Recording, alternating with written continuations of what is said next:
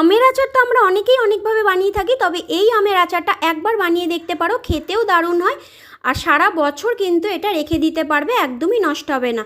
তো বেশ কয়েকটা আম নিয়ে নিয়েছি, আমগুলোকে ভালো করে ধুয়ে খোসা ছাড়িয়ে নেব। তো সবগুলো আম এইভাবে খোসা ছাড়ানো হয়ে গেলে একটা গ্রেটারের সাহায্যে আমগুলোকে ভালো করে গ্রেট করে নেব। তো সবগুলো আম এইভাবে গ্রেট করা হয়ে গেলে এবার ওর মধ্যে সামান্য একটু লবণ দিয়ে কিছুক্ষণের জন্য এটাকে রোদে রেখে দেবো।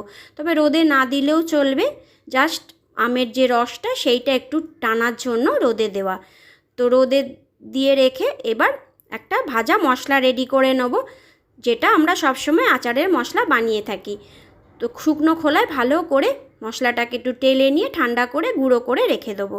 এবার একটা কড়াই বসিয়ে দেবো, কড়াইয়ের মধ্যে দিয়ে দেবো বেশ কিছুটা চিনি। তবে এই আচারটা তোমরা গুড় দিয়েও বানাতে পারো, চিনি দিয়ে বানালে বেশি ভালো হয়।